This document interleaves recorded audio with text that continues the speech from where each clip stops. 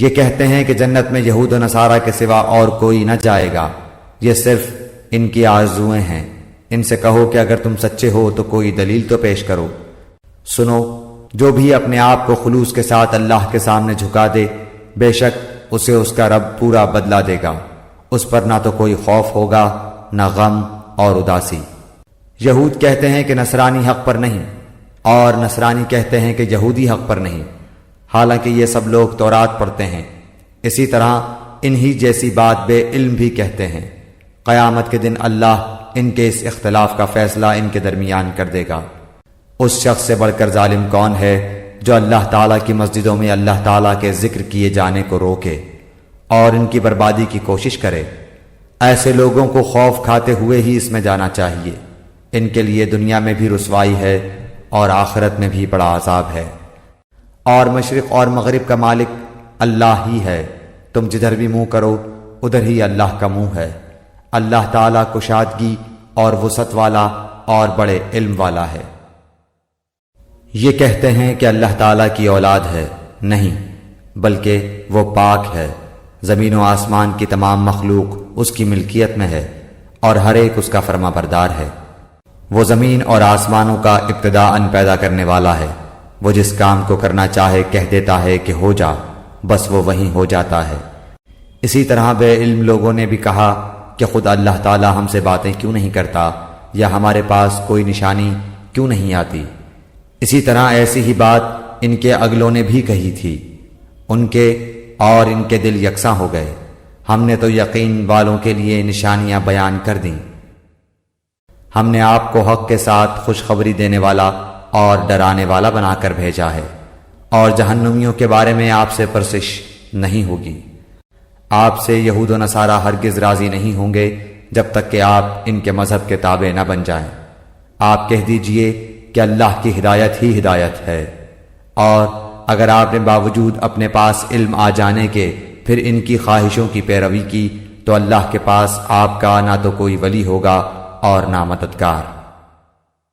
جنہیں ہم نے کتاب دی ہے اور وہ اسے پڑھنے کے حق کے ساتھ پڑھتے ہیں، وہ اس کتاب پر بھی ایمان رکھتے ہیں، اور جو اس کے ساتھ کفر کرے وہ نقصان والا ہے۔ اے اولاد یعقوب، میں نے جو نعمتیں تم پر انعام کی ہیں انہیں یاد کرو، اور میں نے تو تمہیں تمام جہانوں پر فضیلت دے رکھی تھی۔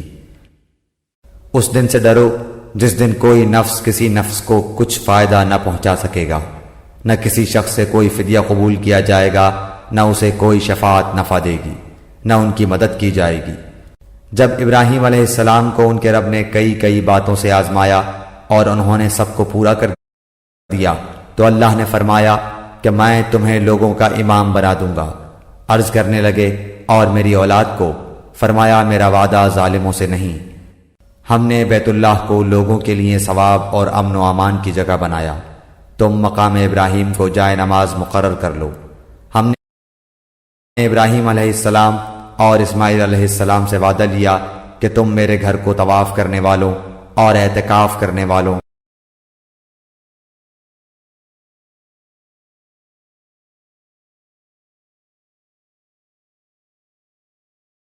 اور رکوع سجدہ کرنے والوں کے لیے پاک صاف رکھو۔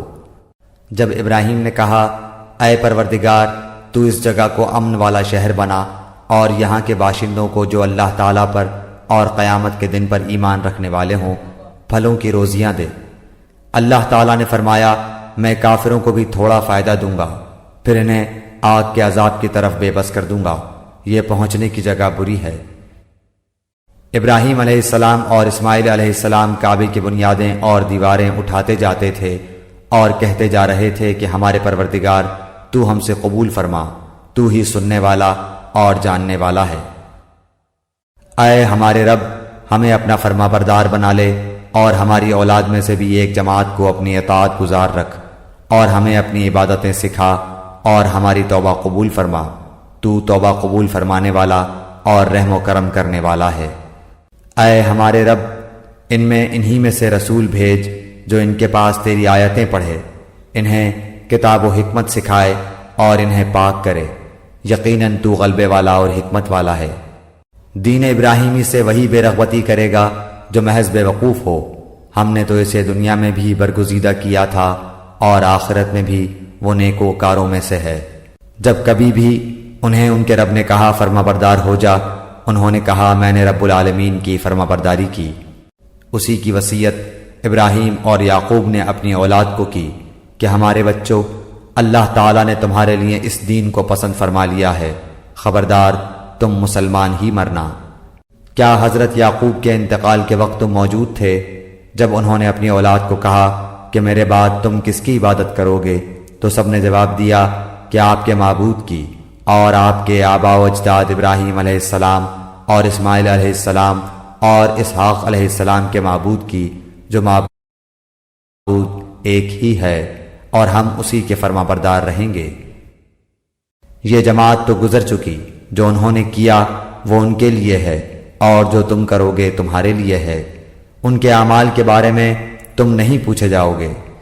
یہ کہتے ہیں کہ یہود و نصارہ بن جاؤ تو ہدایت پاؤ گے، تم کہو بلکہ صحیح راہ پر ملت ابراہیمی والے ہیں، اور ابراہیم خالص اللہ کے پرستار تھے اور مشرک نہ تھے۔ اے مسلمانوں، تم سب کہو کہ ہم اللہ پر ایمان لائے اور اس چیز پر بھی جو ہماری طرف اتاری گئی، اور جو چیز ابراہیم علیہ السلام، اسماعیل، اسحاق، یعقوب علیہ السلام اور ان کی اولاد پر اتاری گئی، اور جو کچھ اللہ کی جانب سے موسیٰ اور عیسیٰ علیہ السلام اور دوسرے انبیاء علیہ السلام دیے گئے، ہم ان میں سے کسی کے درمیان فرق نہیں کرتے، ہم اللہ کے فرما بردار ہیں۔ اگر وہ تم جیسا ایمان لائیں تو ہدایت پائیں، اور اگر منہ موڑیں تو وہ صریح اختلاف میں ہیں۔ اللہ تعالیٰ ان سے عنقریب آپ کی کفایت کرے گا، اور وہ خوب سننے اور جاننے والا ہے۔ اللہ کا رنگ اختیار کرو، اور اللہ تعالیٰ سے اچھا رنگ کس کا ہوگا؟ ہم تو اسی کی عبادت کرنے والے ہیں۔ آپ کہہ دیجئے کیا تم ہم سے اللہ کے بارے میں جھگڑتے ہو جو ہمارا اور تمہارا رب ہے؟ ہمارے لیے ہمارے اعمال ہیں اور تمہارے لیے تمہارے اعمال، ہم تو اسی کے لیے مخلص ہیں۔ کیا تم کہتے ہو کہ ابراہیم اور اسماعیل اور اسحاق اور یعقوب علیہ السلام اور ان کے اولاد یہودی یا نصرانی تھے؟ کہہ دو کیا تم زیادہ جانتے ہو یا اللہ تعالیٰ؟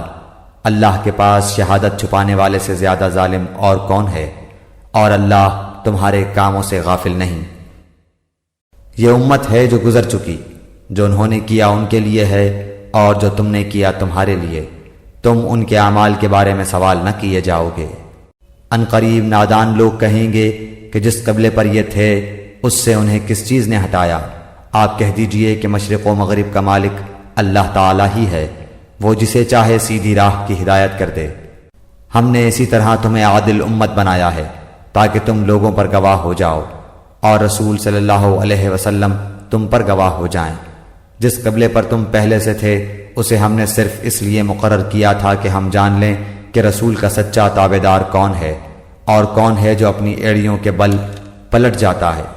گو یہ کام مشکل ہے، مگر جنہیں اللہ نے ہدایت دی ہے ان پر کوئی مشکل نہیں۔ اللہ تعالیٰ تمہارے ایمان ضائع نہ کرے گا۔ اللہ تعالیٰ لوگوں کے ساتھ شفقت اور مہربانی کرنے والا ہے۔ ہم آپ کے چہرے کو بار بار آسمان کی طرف اٹھتے ہوئے دیکھ رہے ہیں۔ اب ہم آپ کو اس قبلے کی جانب متوجہ کریں گے جس سے آپ خوش ہو جائیں۔ آپ اپنا منہ مسجد حرام کی طرف پھیر لیں، اور آپ جہاں کہیں ہوں اپنا منہ اسی طرف پھیرا کریں۔ اہل کتاب کو اس بات کے اللہ کی طرف سے برحق ہونے کا قطعی علم ہے، اور اللہ تعالیٰ ان اعمال سے غافل نہیں جو یہ کرتے ہیں۔ اور آپ اگرچہ اہل کتاب کو تمام دلیلیں دے دیں، لیکن وہ آپ کے قبلے کی پیروی نہیں کریں گے، اور نہ آپ ان کے قبلے کو ماننے والے ہیں، اور نہ یہ آپس میں ایک دوسرے کے قبلے کو ماننے والے ہیں۔ اور اگر آپ باوجود یہ کہ آپ کے پاس علم آ چکا پھر بھی ان کی خواہشوں کے پیچھے لگ جائیں تو بالیقین آپ بھی ظالموں میں سے ہو جائیں گے۔ جنہیں ہم نے کتاب دی ہے وہ تو اسے ایسا پہچانتے ہیں جیسے کوئی اپنے بچوں کو پہچانے۔ ان کی ایک جماعت حق کو پہچان کر پھر چھپاتی ہے۔ آپ کے رب کی طرف سے یہ سراسر حق ہے، خبردار آپ شک کرنے والوں میں سے نہ ہونا۔